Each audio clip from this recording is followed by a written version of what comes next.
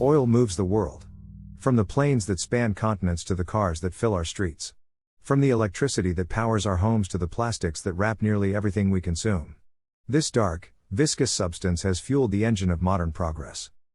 But behind its steady flow lies an organization that has shaped the global economy for over 6 decades, OPEC. Founded in 1960 by 5 oil-producing nations, the Organization of the Petroleum Exporting Countries wasn't just created to protect their interests, it was a bold challenge to the dominance of Western oil corporations. Since then, its decisions have triggered price surges and crashes, influenced wars, reshaped diplomatic alliances, and directly impacted what you pay every time you fill up your tank. But what is OPEC, really? How did this cartel emerge, seen by some as a symbol of energy sovereignty and by others as a force that manipulates the planet's economic fate? Today, we dive into its origins, its power, and its role in a world still deeply dependent on black gold. In September 1960, amid rising geopolitical tensions and growing awareness of oil's strategic power, 5 oil-producing nations, Iraq, Iran, Kuwait, Saudi Arabia, and Venezuela, gathered in Baghdad. It wasn't just a meeting, it was a quiet act of defiance. For decades, Western oil corporations, known as the Seven Sisters, had dominated the industry. They set the prices, controlled production volumes, and pocketed the lion's share of profits. Meanwhile, the countries where the oil was extracted remained economically sidelined, watching their wealth flow outward with little return. The Baghdad meeting marked a turning point.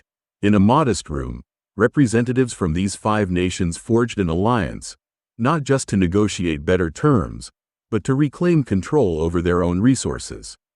Thus, OPEC was born, the Organization of the Petroleum Exporting Countries. Its mission was to coordinate oil policies among member states, stabilize markets, and ensure fair returns. But beyond the technical goals, OPEC symbolized something deeper, a declaration of economic sovereignty in a world where power had long been concentrated elsewhere.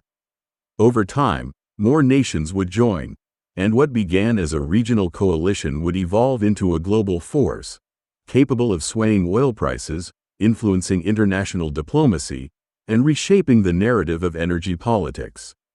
The birth of OPEC marked the dawn of a new era, one in which oil-producing countries would no longer be passive suppliers, but strategic players with voice, leverage, and intent. The strategy was simple, yet profoundly effective. Coordinate how much oil member countries would produce. If OPEC pumped less, prices rose. If they increased production, prices fell. This supply control mechanism gave the organization enormous influence over the global economy. For the first time, oil-producing nations had a tool to shape global markets, sway foreign governments, and even influence the trajectory of international conflicts. For years, this power was exercised quietly, but in 1973, everything changed. That October, the Yom Kippur War erupted. Egypt and Syria launched a surprise attack on Israel, and the United States, along with several European nations, offered military support to the Israeli government. In response, the Arab members of OPEC imposed an oil embargo on countries supporting Israel. It was a strategic, political, and deeply symbolic move. The impact was swift and staggering. Within months, oil prices quadrupled. Gas stations across the United States began rationing fuel.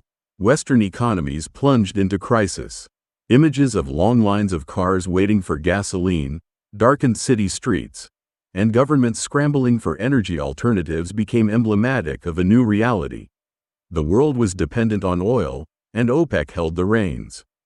It was the first time the world truly felt the cartel's power.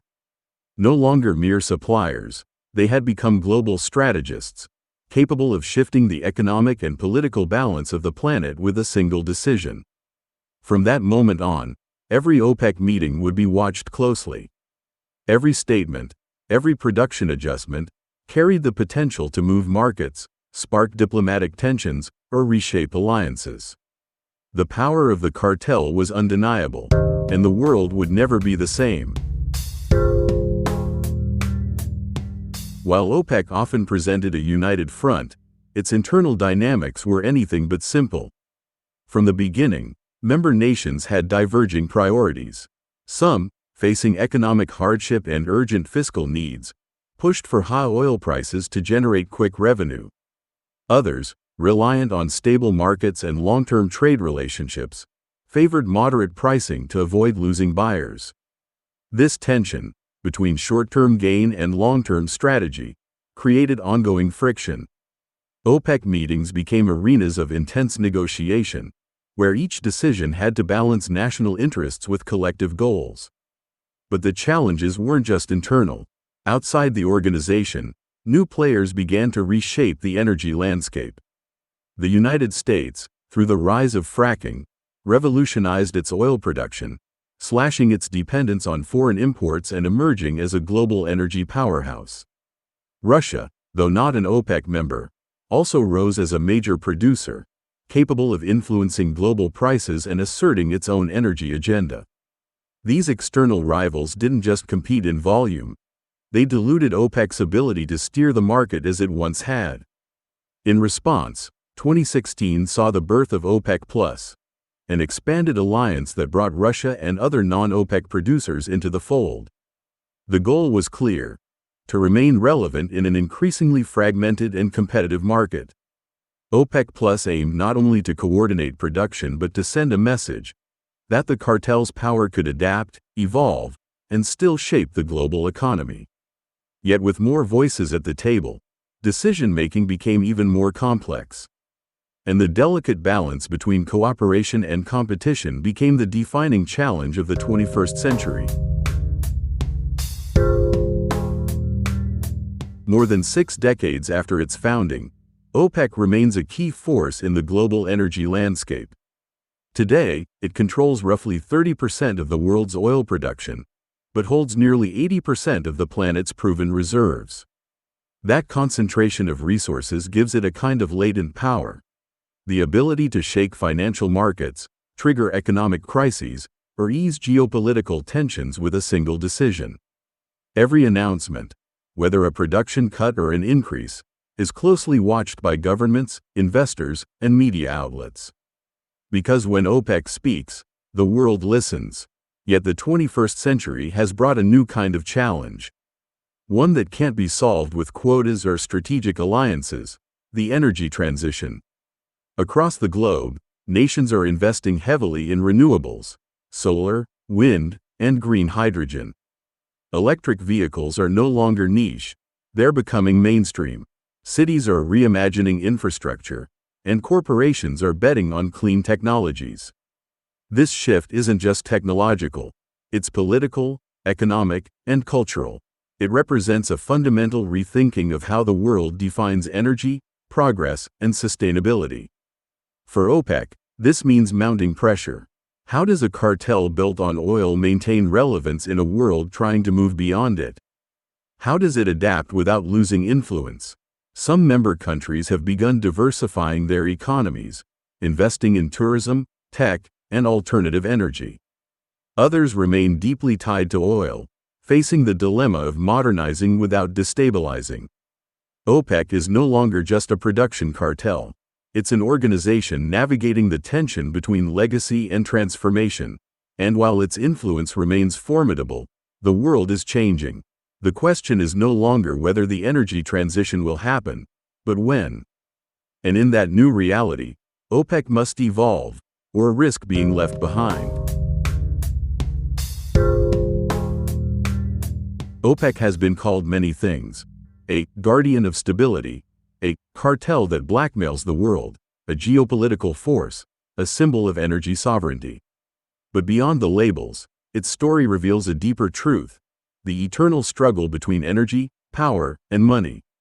From its birth in Baghdad to its modern-day summits in Vienna, OPEC has been both witness and architect of some of the most pivotal moments in recent history. It has shaped wars, influenced economies, and stood at the center of debates about justice, development, and dependence. Its power lies not only in the barrels it produces, but in the narrative it represents: the fight of resource-rich nations to reclaim control, to assert their voice in a system that long sidelined them. But today, that power faces an inevitable transformation. The world is changing. Clean energy is no longer a distant dream. It's a rapidly unfolding reality. Electric vehicles, sustainable cities, and massive investments in hydrogen and battery technologies are redefining what progress looks like. In this new landscape, OPEC stands at a historic crossroads. Will it continue to dictate oil prices as it has for decades? Or will it become a giant of the past, a relic of a fading era? The answer remains unwritten, but one thing is clear. OPEC's legacy isn't measured only in dollars or barrels. It's measured in its ability to adapt, to reinvent itself, and to understand that true power doesn't lie in resisting change, but in leading it.